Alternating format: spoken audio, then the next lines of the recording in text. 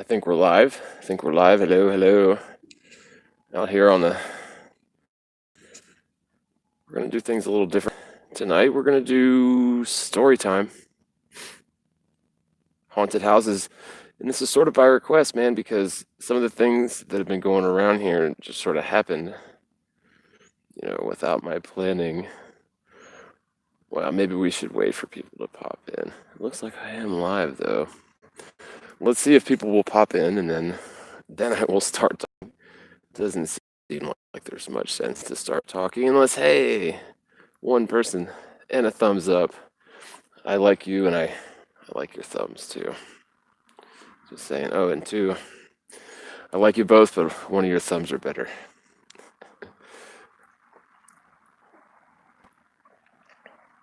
So yeah, this is going to be a little different.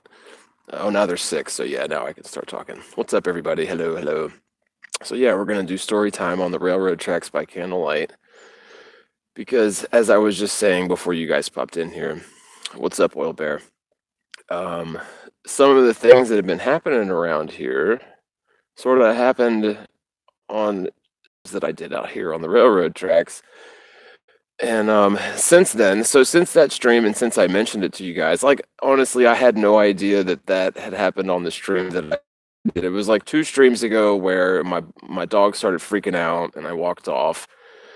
And something was messing with my phone after I had done walked off. Like I know what I did. I ran off and chased my dog and got her, put her in the house, and then came back. It took me a couple minutes, and then in that time, like I had set my phone down, and like something messed with the phone. You can hear it. It's in the stream. But that wasn't the first thing. There have been several things that have happened here in this house lately, and right before I moved into this house that are unexplainable. But since that stream actually was just a couple days ago, um, I was sitting on the couch, my wife was sitting in her rocking chair, and I was petting Buttmutt, who was to my right. And sort of in between us, on this was like right after that stream I did, or like after I figured out that I caught this kind of shenanigans on camera. There was a pillow that was sort of resting on the edge of the couch. It's like a long, skinny, like I don't know what you call it. It's like an arm pillow, and it was like 3 feet away from me and 3 feet away from her, and I was over here messing with Butt Mutt, and like the thing just flipped off the side of the couch, and we both saw it happen, and I don't know what that was. So that same night, um, I was a little bit on edge because it was kind of weird, dude. It was kind of weird. That same night, my roommate, he was in the bed, and like I heard somebody messing around in the bathroom because we hear a lot of noises in this house, and some of it's the pipes and stuff. I know, but like I heard somebody in the bathroom, and so like I like bum rushed the bathroom, and like I didn't like bust open the door or anything, but I'm like I like shouted like, "Who's in the fucking bathroom?" And my roommate was in the bathroom too.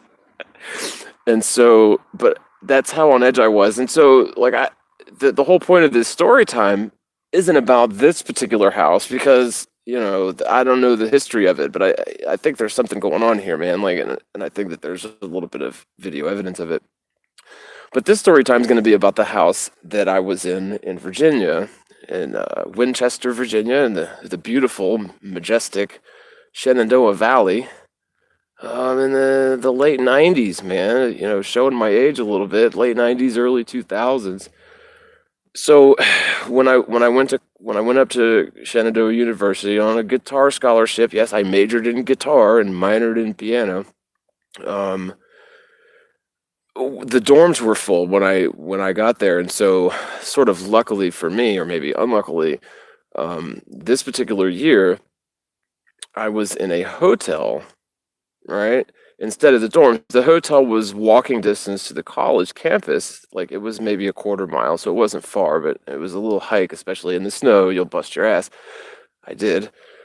Um, but so the hotel that I stayed in finally, like, I ended up getting in the dorms, and then that particular summer, everybody left. Like everybody leaves for the summer vacation in college, especially in Winchester, Virginia, because it's sort of the middle of nowhere. It's very old timey, like very old town, like very historic sort of district, and a lot of culture there. Um, but so I didn't want to stay in the dorms alone, and well, actually I could have. I don't even think it was an option, or maybe it was more cost effective for me to find a place. And I think I wanted to find a place, especially like the reason was going from the hotel where I had lots of freedom, like literally there was like no sort of rules in the hotel. But then in the dorms there were sort of more rules, and for one reason or another, and I would have been the only one in the dorm, so I ended up renting a place. And the place that I rented was a really nice, like it was a 3-story, like old timey. It was 100 and some odd year old house up there, and it was big, man, and it was sort of gothic looking. Like it had the whole sort of cathedral ceilings and like sort of pyres. Like it was nice. But the whole deal with it was is I found the place in a paper where a couple, the dude's name was John, the woman's name, I believe her name was Heather, maybe it was Melissa, I don't, it was been a long time. But they had just bought it and they were going to fix it up and flip it. And while they were fixing it up and flip it, they were going to live there and they wanted to rent out a room, and I think they were pretty much advertising to the college students. And so, bada bing, bada boom, that's what I rented. And the room that I rented was on the upstairs. So the place was kind of weird, man. Like downstairs, there was a kitchen and a living room, and it was a big place, but it was the halls were very narrow. Like it's very constricting. Like that old architecture, man, like from 100 and whatever years ago, is very constricting. Like even though it was a big place, like for whatever reason, the halls were narrow, the doors were kind of narrow, and the rooms were small. There were a lot of rooms. Like there was a kitchen on the downstairs, kitchen on the upstairs, and when I moved in, it was about the same time that John and I think it was Melissa moved in with. They had 3 kids. They had a baby. They had a daughter who was like 3, a little older than the baby, and they had a son who was like a few years older than the 3-year-old. So like I don't know, 1, 3, and 5. I don't know, whatever. And they also had a dog. It was a little Pekingese, and that thing was so mean. Like that thing gave me the creeps. Like, and I've had bad experience. And I love dogs, love animals, but I've had bad experiences with Pekingese. Um, so anyway, when I got there, there was work needed to be done, and part of the deal was that my rent was going to be implemented with work that I would do to help them fix the place up, right? So it makes sense. It was a good deal, and they needed the help, and so it was sort of a good fit, and it was right in the center of Winchester, Shenandoah Valley. It's just a beautiful place, man. Like it's sort of indescribable unless you've been there and seen it for yourself. It's hard to explain. Um, but it's a very old town, man, and so there's history there. Now, when we got into the place and started moving in, it was kind of odd because sort of strewn about everywhere were hospital gowns, bedpans, and sort of like posturepedic beds in the basement, and like things for like I don't know, I don't want to use the wrong word, but things for crippled people on the toilets, like the armrests, and it was all very like 1950s sort of. It was sort of creepy, but like to be honest with you, it didn't strike me as creepy, man. And in fact, I took one of the posturepedic beds out of the basement and put it in my room.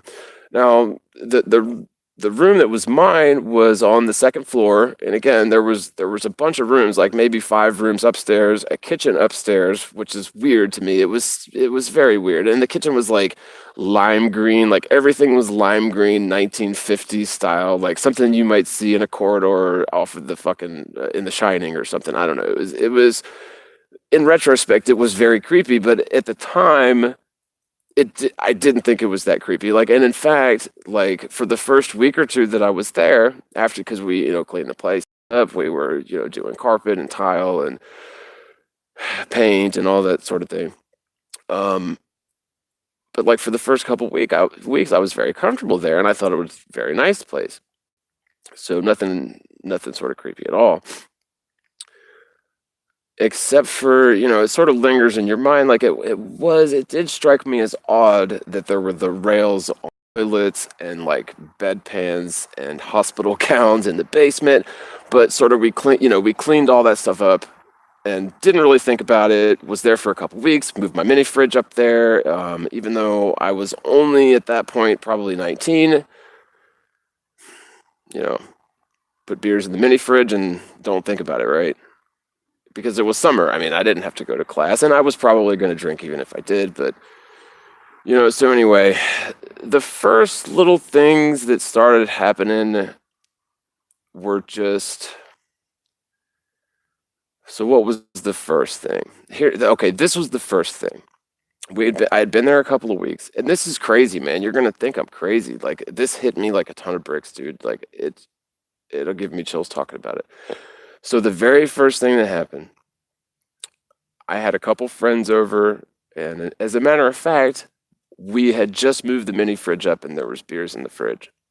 And my buddy's truck was parked outside, and they were downstairs. I was upstairs, and I had just sat down because we had just moved a bunch of stuff in. I'd been there about 2 weeks, and we had just moved some new stuff in, right? And so they were downstairs. I was upstairs. And what I heard, I didn't see anything, but I heard basically what was effectively sounded like a very old woman, an old woman, about 6 inches from my face, screamed as loud as she could. Like I'm outside on the railroad tracks and it's very quiet here, so I'm not going to do it. But like, just imagine any person, doesn't matter that sounds like an old woman, but any person 6 inches from your face screaming at the top of their lungs, just at a high pitch. And I was shocked. What do you do? Like, I didn't even look around because you can tell when a sound's coming from 6 inches in front of your face. And at sort of the height of my confoundedness, right? At the height of my confoundedness, the sound started to sort of like trail off and die down in sort of a guttural moan. And then that guttural moan sort of sounded like a police siren going by. But I didn't see any lights, but it sounded like a police siren going by. Like it went from like it was way loud. It was so fucking weird. Okay. But I basically ran downstairs and I asked my buddies, I was like, dude, did you guys just hear that? Did you hear that? I'm like, hear what? I was like, did the police just go by or something? And I'm like, no, what are you talking about? I'm like, you didn't hear anything just now. They didn't hear it, nothing. So that was the first thing that happened. And after that, dude, like, I was a little bit, I was starting like, okay, what's going on with this fucking place, right? Like, because I've sort of always been interested in that sort of thing my whole life. I'm not going to lie to you. I have been interested in that sort of thing. And I have had experiences before. But this was something to where, like, I have nothing to compare it to, man. Like, it's hard to explain how that sort of strikes you. And that was the first thing that happened. Like, so basically my comfort and appreciation of this new place was suddenly disturbed by this incident, right? And I didn't know exactly how to explain it, but it kind of freaked me out, man. It did kind of freak me out, to be honest with you.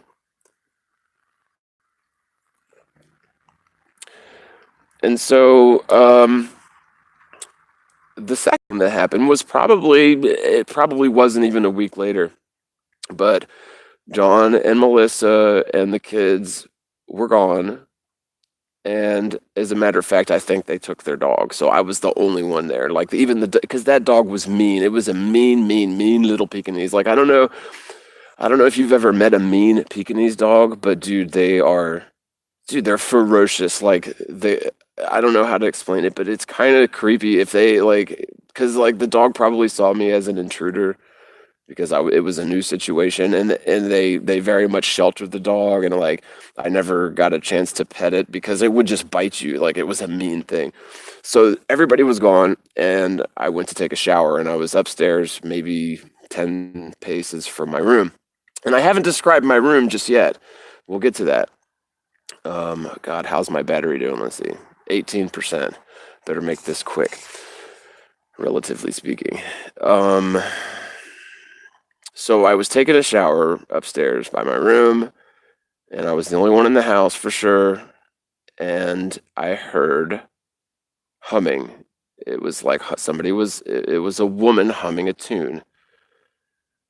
And so like I turned all the water off and everything because I knew I was the only one home, and I wanted to hear what the fuck that was, and it had stopped. So I turned the shower back on, and it was like a combination of like it was three needles, one for the, thing, one for the hot, one for the cold. And so it was kind of a pain in the ass to get it right with the old pipes. Um, but so once I got the shower going again, I started hearing that humming again. So I cut everything off again, didn't hear it. So I'm like, fuck this. And I was thinking back to what I had heard before. So I got out of the shower, I got dressed, and after I was dressed and I'm started to walk to my room, like I hear the humming again louder, and I'm like, okay, fuck this. So I like finished getting dressed and just went outside, and it was, even though it was summer, you're in the mountains of Virginia, so it gets cold. Um, but I literally stayed on the porch that night until everybody got home. So after, there was a couple other things that happened, man. I can't really, it was just little things like, that you would turn lights off, or you would turn lights on, and you would come back a minute later and the light switch would be off and there would be nobody around that did it. And like just little things that was sort of a reminder. And that's kind of what's going on here. Like honestly, there's sort of little things, and it's not just me. My wife has sort of seen them, witnessed them too. Um, but there were little things that sort of added up to the point to where ultimately I wouldn't even sleep in that house by myself. I would take a sleeping bag and a blanket and sleep on the porch. Like that's how it was all the time. And so, but if I had friends over, so okay, let me describe my room. Okay, so there was a big, big attic in this house, but there was only one way into the attic. Okay, one way in, one way out of the attic, and that was through my room. Okay, there was a little door. It was fucking so creepy. In retrospect, it was very creepy. The door was probably the door came chest high, right? So it was short. Like you had to crouch down. It was maybe neck high to me, and I'm 6 foot, right? So it was like maybe 4.5, 5 foot tall door entranceway. So you had to crouch down to get in there. And as soon as you went in the little wooden creepy ass door, little like maybe 3 foot wide, it was not a standard door. It was like an afterthought, right? The attic entranceway was an afterthought, it seemed, or maybe they added onto it at some point, right? Don't know. But so once you crouch through the door, then you immediately are in a narrow, narrow stairway, and you have to crouch under. There's like, it's hard to explain, but so let me get a visual going here.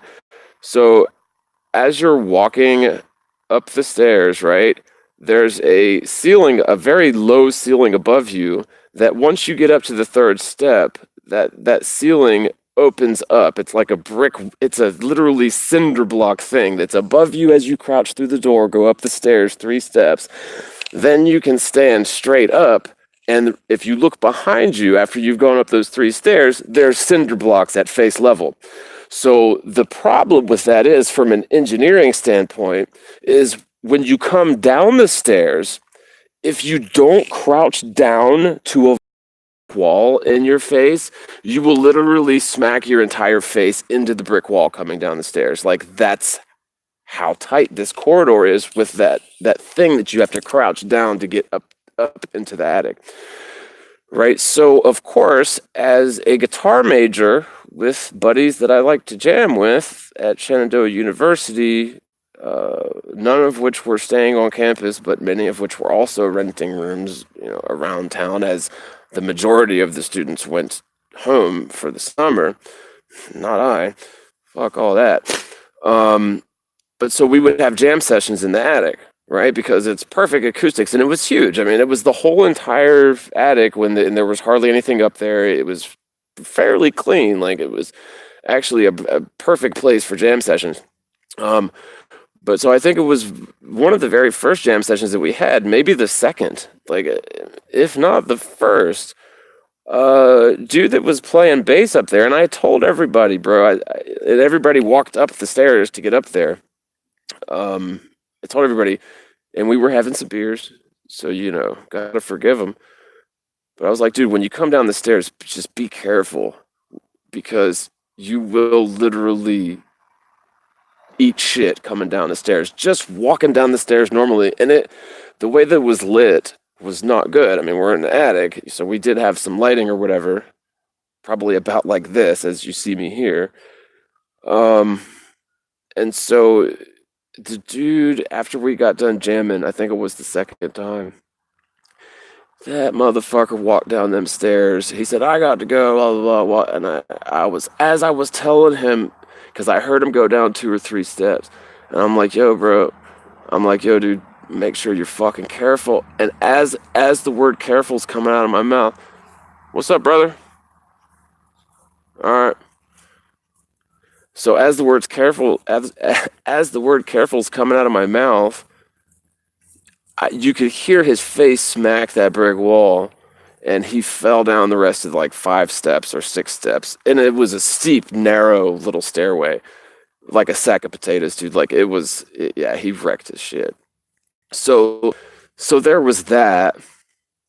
But so like after a certain point, like I told you guys, I wouldn't sleep in that house alone, man. Like if there was nobody there, or if I didn't have friends over, which I did have a few friends up there, and the LSD was pure. I'm just saying it was. Um, Go figure. Uh, but I would sleep outside. I don't give a fuck how cold it was. I would sleep in a sleeping bag. But so anyway, like sort of the worst, it's just a wickedness. The worst thing that happened was I had 2 friends over, girl. So there was 3 people in my room sleeping, right? And it wasn't any kind of weird shit. I'm a very traditional whatever. But like I also would sleep in that house alone. Um, but so like we had all went to sleep and everything was quiet, and it was middle night, maybe 2 in the morning. I don't know. I just woke up in the middle of the night, and I knew that something was like watching me, dude. Like, and it was very dark in there, and I couldn't explain it, and I knew that minds were around me, right? I knew everybody was right there, but I was petrified, dude. And I've had sleep paralysis. I've had the whole, old hag experience. I have had those, but this wasn't that. I was lucid, wide awake, and I could move, but I was just emotionally petrified, and there was just this feeling of dread and this wickedness and being watched by something malicious. Like it was just this awful, awful feeling. Like it's so hard to describe. But after just, maybe it was a minute or two, it seemed like 20 minutes, but maybe a couple minutes of just this dread and feeling of, wow, I'm not going to go back to sleep anytime soon. I sort of whispered, I was like, are you guys awake? Like, are you feeling this? And everybody at the same time, it was funny. It kind of made me chuckle, but everybody at the same time said, yeah, oh my God, like, what the fuck? Dude, like, we were all experiencing this malevolence. Well, okay, so here's the kicker to this whole story. This is what makes it very extra creepy, right? So after I lived there for months and had all these experiences and was sleeping outside on the frickin' porch in a sleeping bag, sleeping in my car, if there was nobody there with me, like okay, call puss, but dude, this was look weird. Um, Hold on, dude.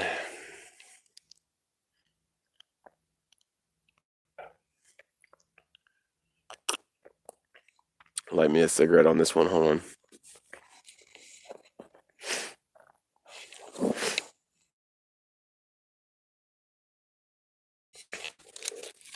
Oh shit. Okay. So wait.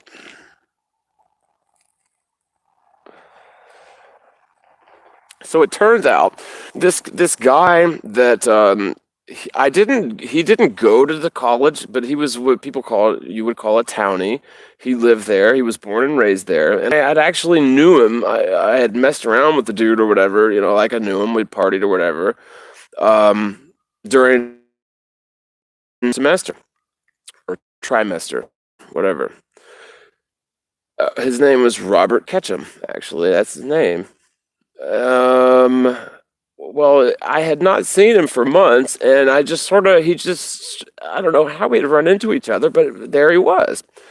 And he was like, where you been staying, man? I haven't seen you in months. And I told him, and it was right by there. So we came over, and he was like, dude, you live in my aunt's old house. I was like, what do you mean? He said, yeah, my aunt used to live here. My aunt used to run this place.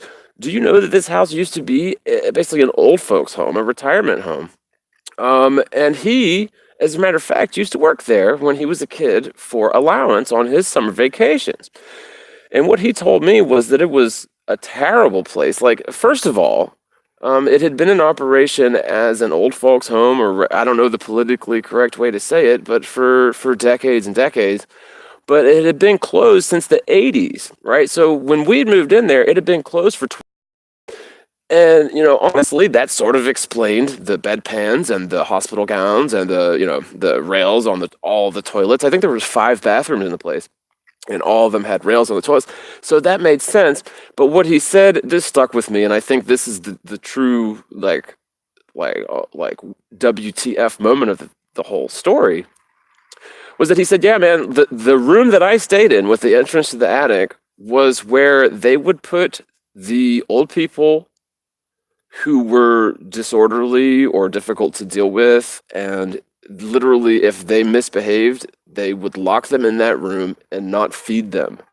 And he said he remembered as a kid, he could hear them pounding on the floors, begging to be let out, begging for food, and just screaming at the top of their lungs like bloody murder. And so many people died, just lonely, probably painful, horrible deaths with nobody around that loved them. And what an awful way to go. But I think that honestly, man, like even as a sort of objective, zetetic, flat earther person, man, honestly, I can't discount my experiences. And when it comes to things like that, that wasn't the only thing, but that was sort of the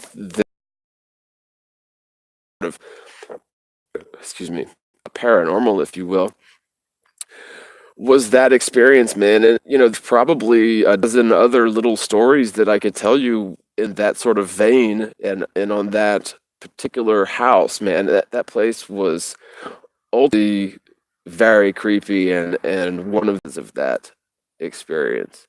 It freaked me out, man. It did a number on me, but everything happens for a reason, I suppose. But so here we are for now, for today.